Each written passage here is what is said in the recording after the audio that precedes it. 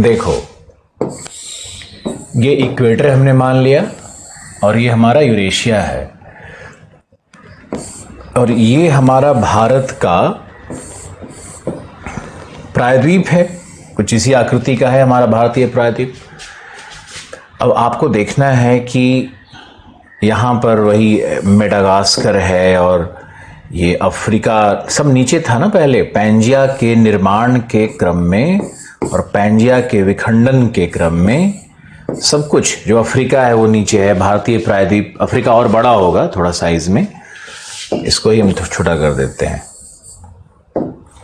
तो ये इस तरह से भारत का प्लेट यहाँ पे उत्तर की ओर जा रहा है। गोंडवाना लैंड का विखंडन हो गया है।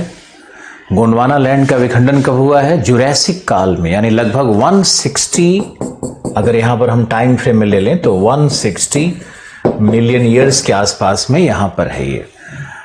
और 160 मिलियन से 120 मिलियन ईयर्स तक ये टूट करके मेडागास्कर से आगे निकल रहा है।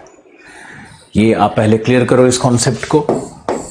और ये क्या है हमारा? यूरेशिया, यूरेशियन लैंड मास है ये, land mass LM, land mass. इधर ऐसे ये पेनिनसुला इधर बना हुआ है, इस तरह से बना हुआ है और भारतीय प्लेट ऊपर की ओर जाएगा। अब ये जो भारतीय प्लेट है ये लगभग 71 मिलियन वर्ष पूर्व जब यहां पहुंचता है, कलर चेंज करके भी दिखाना चाहिए मुझे। तो जब भारतीय प्लेट यहां पर जब ये पहुंच रहा है, ये 71 मिलियन वर्ष पूर्व है, लेकिन अभी नीचे है। यहां पर अगर हम अक्षांश को देखेंगे तो ये 10 डिग्री साउथ अक्षांश है। और जब ये यहां पहुंच जाएगा, ये जब भारतीय प्लेट यहां पहुंच जाता है विषुवत के पास, तो ये 55 मिलियन ईयर्स है। यहां इसकी वेलोसिटी 18 सेंटीमीटर पर ईयर मानी गई है। विषुवत के पास किसी भी प्लेट की वेलोसिटी बढ़ जाती है। क्यों? क्योंकि पृथ्वी का जो रोटेशन है ना, जो रोटेशनल वेलोसिटी है पृथ्वी का, वो विषुवत पे सबसे ज़्यादा है। तो क्या होता है कि विषुवत पर ट्रांसफर ऑफ एंगुलर मोमेंटम होगा प्लेट में। जो पृथ्वी की घूर्णन गति है उससे जो एंगुलर मोमेंटम क्रिएट हो रहा है, जो कोणीय संवेग उत्पन्न हो रहा है, उस कोणीय संवेग का स्थानांतरण प्लेट्स में भी हो जाता है। तो प्लेटों में गतियां बढ़ जाती है और प्लेट ये उत्तर पूर्व दिशा में हमारा भारतीय प्लेट जा रहा है। अब ये भारतीय प्लेट है, ये क्या है? ये है टेथिस सागर, यही है तुम्हारा टेथिस सी। अब टेथिस सी में जो सेडिमेंट्स है, जो भी सेडिमेंट है टेथिस सी में, इस पर वलन प्रारंभ हो गया, इस पर वलन प्रारंभ हो जाता है ना। और टेथिस सी एक जियोसिंक्लाइन बन जाता है, भूसन्नति बन जाता है, क्योंकि इसमें यूरेशियन लैंडमास से भी अवसाद आ रहे हैं, बहुत सारी नदियां आ रही है तिब्बत के पठार से इसमें। और भारत में भी जो विंध्य यहाँ पर है, अरावली यहाँ पर है, यहाँ पर अरावली है बना हुआ, इधर क्या है? विंध्य है। इधर क्या है? ये छोटानागपुर का पठार वाला भाग है, पूर्वी घाट का ये भाग होगा। ये ईस्टर्न घाट्स यहाँ पर है, पूर्वी घाट का भाग होगा। छोटानागपुर का पठार यहाँ बना हुआ है। ये सब कठोर चट्टान है दोनों एंड पे। भारत के प्लेट्यू को भी समझो, उसकी संरचना को भी समझो। लेकिन ये जो बीच में भाग है, ये बीच का भाग क्या है? ये ओशियानिक भाग है, ओशियानिक प्लेट है। जैसे मान लो यहाँ इस तरह से टकरा रहा है, ये इस तरह से टकरा रहा है, तो ये प्लेट का जो आगे का भाग है ये तो कॉन्टिनेंटल है, ये ओशियानिक भाग है जो यूरेशिया के नीचे दब रहा है। इसीलिए हमने कल आपको एक डायग्राम बताया था, एक डायग्राम ऐसे दिया था ना आपको कि ये भारत का ये पेनिनसुला वाला भाग है और पेनिनसुला से लगा हुआ ये हमारा ओशियानिक मार्जिन है। कुछ इस तरह से हमने ओशियानिक मार्जिन को दिखाया था। तो ये पूरा ही कलर कर देते हैं, ये लो, ये पूरा ओशियानिक मार्जिन है जो नीचे की तरफ डूब रहा है। और ये हमारा तिब्बत वाला भाग है। तो हमने स्टेज 1 में क्या दिखाया था? ये हमारा क्या है? पेनिनसुला है। ये हमारा क्या था? टेथिस। ये हमारा क्या है? तिब्बत। पूरी संरचना को समझो। और जब भारतीय प्लेट का ओशियानिक मार्जिन जब नीचे की ओर, ओशियानिक मार्जिन महासागरीय सीमाग्र जब नीचे की तरफ जाएगा तब यहाँ महासागरीय प्लेट किसका होता है? बैसाल्ट का होता है।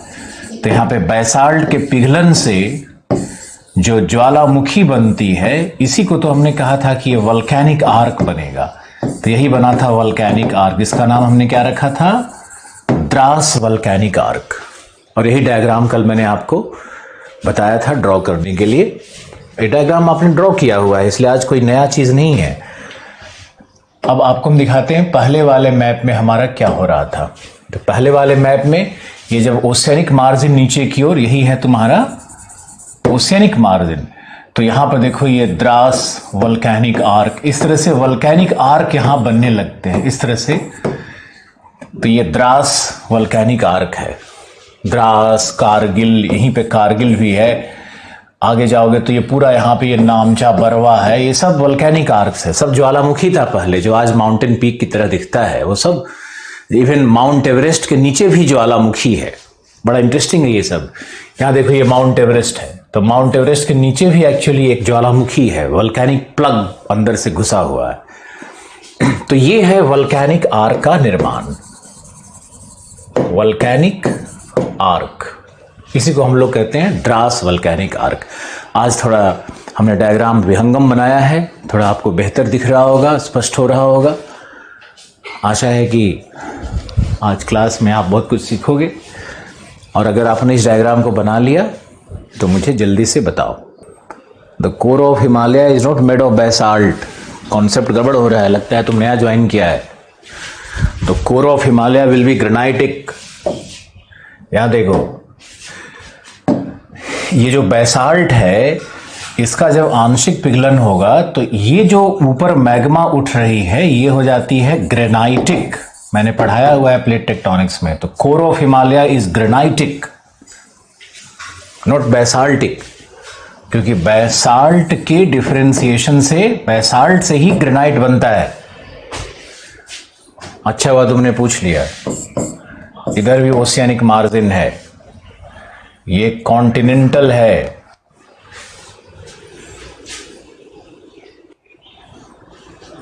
अब आपको ये हमारे फर्स्ट फेज का 2 डायग्राम बनाया मैंने। अब सेकंड फेज में डायग्राम बनाना है आपको। हम तो इसी वाले डायग्राम पे दोबारा काम करेंगे, आपको ये काम नहीं करना है। आप ध्यान रखो कि इसी पे आपको स्वतंत्र अलग डायग्राम बनाना होगा। ओके, हम अलग कलर पेंसिल यूज कर लेते हैं। अब क्या होगा कि 55 मिलियन वर्ष हो गया। अब 45 मिलियन वर्ष में यहां पे जाकर के प्लेट का टकराना, वाइट कर लेते हैं कलर को। यहां देखो ये इस तरह से भारतीय प्लेट इस तरह से जाकर के यहां टकराती है। तो ये जो भाग है जहां पर प्लेट टकराई है, प्लेट मान लो अगर जा रही है उत्तर पूर्व दिशा में, ये प्लेट का डायरेक्शन तो इधर है ना, ध्यान से देखते रहिए। तो प्लेट सबसे पहले कहां टकराई जाकर के? इस भाग पे टकराएगी, नॉर्थ वेस्ट। यहां बन जाता है नंगा पर्वत। अरावली का जो ये भाग है, ये देखो अरावली इस तरह से है। तो अरावली का जो ये भाग है ये टकरा गया यहां नंगा पर्वत के पास। तो ये हमारा क्या है? अरावली। ये हमारा अरावली है। और अरावली की जो श्रेणियां बे ऑफ बंगाल में मिलती हैं, यही यहां पर लक्षद्वीप की तरह दिखता है। कॉन्सेप्ट को जल्दी से ग्रैब करो। बहुत कुछ ऐसा बताया जा रहा है जो कि आम पुस्तकों में संभव नहीं है। अरावली पूरा एक सीरीज है ना। यहां पे देखो भारतीय प्लेट जब सटा हुआ है तो यहां पे पूरा अरावली है। ये पूरा अरावली का भाग है। इस तरह से अरावली का पूरा भाग है ये। तो अरावली जो है वो कुछ अफ्रीका में, कुछ मेडागास्कर में अरावली का आज भी चिन्ह मिलता है। अरावली की बहुत सारी श्रेणियां पूर्वी अफ्रीका के उच्च भूमि पर आज भी प्राप्त होती हैं। और ये जैसे ही ये टूट करके निकला है तो अरावली तो समुद्र में भी डूबता चला गया। पूरा अरावली है ना ये भाग। तो ये लक्षद्वीप यहाँ दिखता है। तो यही है तुम्हारा लक्षद्वीप। लक्षद्वीप कैसे बना है उसको देखो। लक्षद्वीप को लोग मानते हैं कि लक्षद्वीप एक कोरल आइलैंड है, एक प्रवाल द्वीप है। लेकिन प्रवाल द्वीप भी जब बनेगा तो उसको भी कोई न कोई आधार तो चाहिए। द्वीपों के निमज्जन से ही तो बनेगा, डार्विन का थ्योरी है। तो यहां पर सबसे पहले जो द्वीप समूह मिल रहे हैं वो द्वीप समूह क्या है? वो द्वीप समूह एक्चुअली है, वास्तव में है अरावली की श्रृंखलाएं जो कि अरब सागर में डूब गई है। अरब सागर बाद में बना है। जैसे जैसे प्लेट ऊपर खिसकता चला जाएगा, नीचे से जैसे जैसे प्लेट ऊपर खिसक रहा है, नीचे से हिंद महासागर का विस्तार होता चला जा रहा है और जल जो है वो ऊपर की तरफ हिंद महासागर का जल चलते चला जा रहा है। तो जब हिंद महासागर का जल इधर चलते जाएगा तो इधर बे ऑफ बंगाल बन रहा है।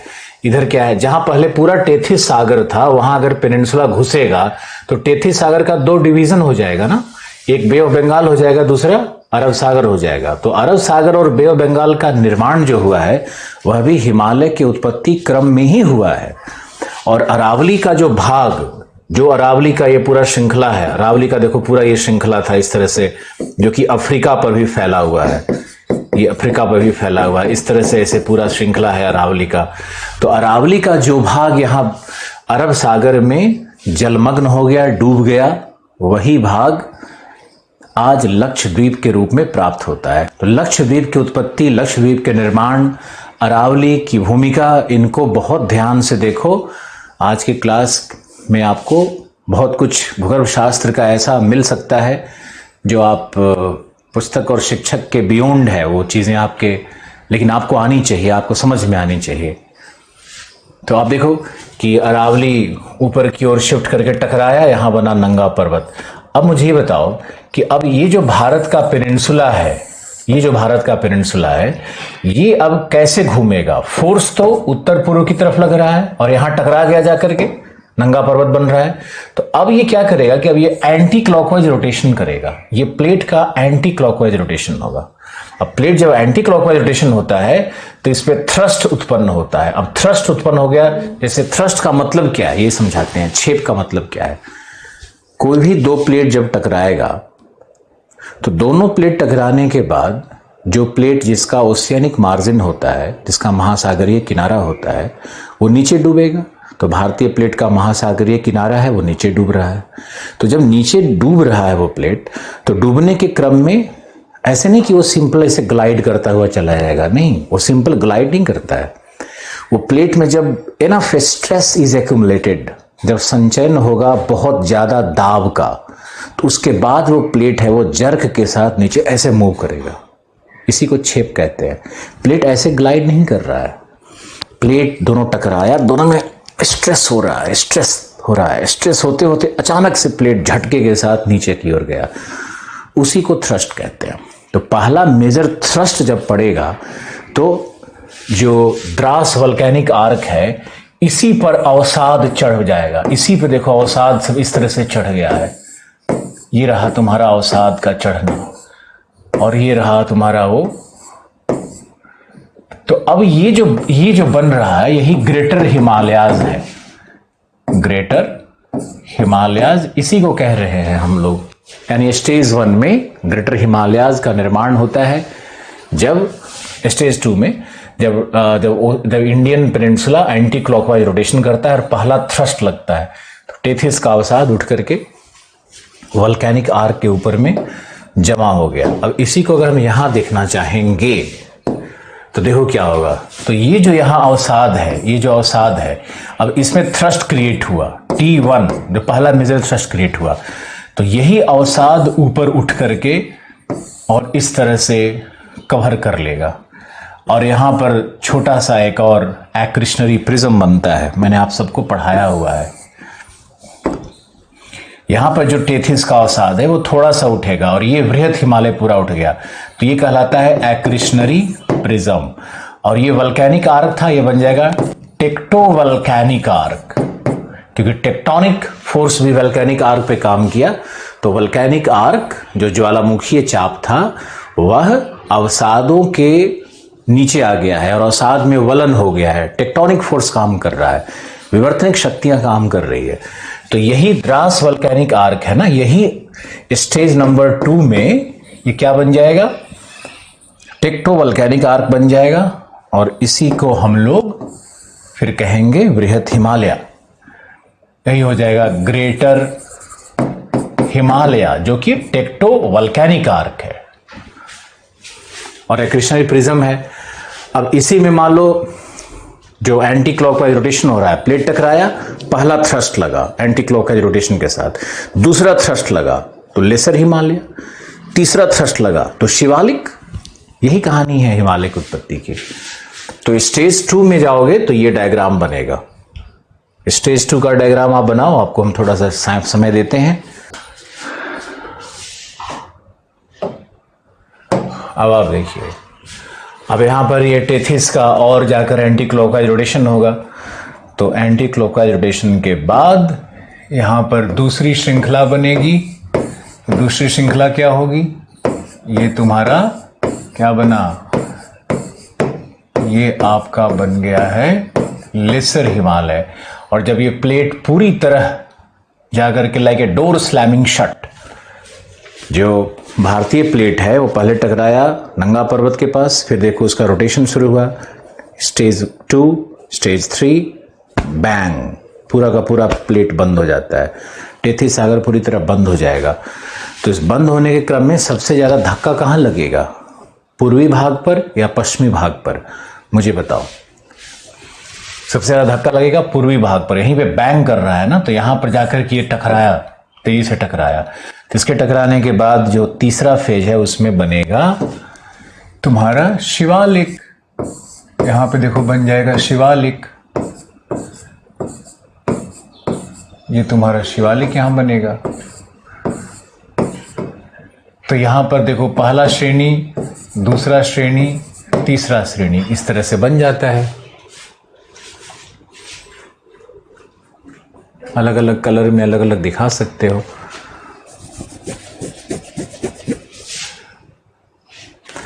ये 55 मिलियन वर्ष है, और यहाँ पर अगर हम ये इस टाइम को लेंगे तो ये है हमारा 45 से 25 मिलियन वर्ष की ये दशा है टकराने की। तो टाइम फ्रेम में भी आप इस डायग्राम में दिखा सकते हो। देखो टाइम फ्रेम कैसे बदल रहा है। 0 डिग्री है तो ये 55 मिलियन वर्ष है। यहाँ टाइम फ्रेमवर्क, यहाँ का टाइम फ्रेमवर्क कैसे टाइम के साथ। तो इस स्केल पे हम क्या दिखा रहे हैं? टाइम दिखा रहे हैं। और इस स्केल पे क्या दिखा रहे हैं? प्लेट का संचरण।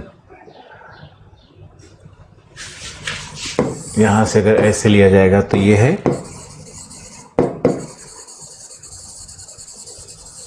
Plate movement. प्लेट मूवमेंट इधर दिखा रहा है।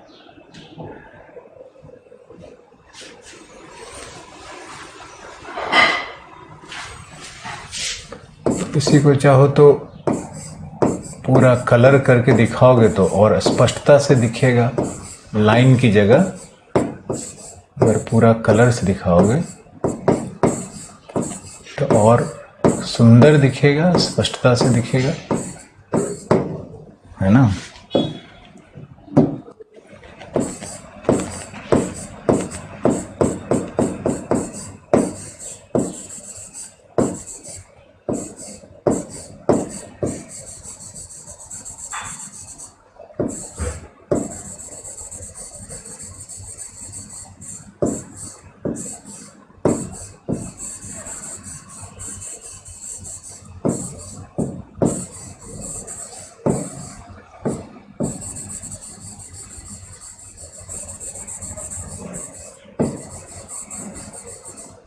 इस तरह से दिखेगा माउंटेन्स स्पष्टता से।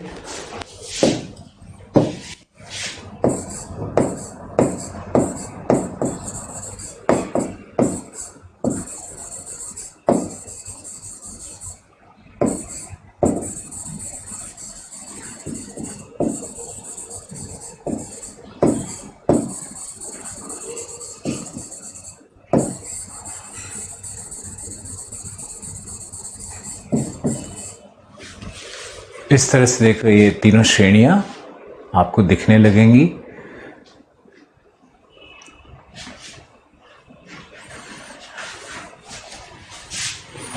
और यहाँ पर अगर हम लोग आएंगे इसमें, तो इसमें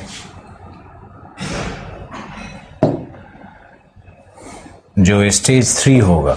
अब स्टेज 3 का डायग्राम बना देते हैं। तो स्टेज 3 के डायग्राम में जो लेसर हिमालय है, लेसर हिमालय भी इस तरह से ऊपर उठ जाएगा, और उसके बाद जो ये भाग रह गया ये रहे, इसको ये कहलाएगा म्यूरी डीप, और यह है LH लेसर हिमालय, वह टेक्टोवल्कैनिक आर्क। तो लेसर हिमालय, ग्रेटर हिमालय दोनों दिख रहा है। यहां पर बाद में हम एक वैली बनाएंगे, इसको इंडस सांगपो सुचर जोन कहते हैं। वो हम स्ट्रक्चर में आपको पढ़ाएंगे, अभी तो आप ओरिजिन के साथ स्ट्रक्चर को देखो।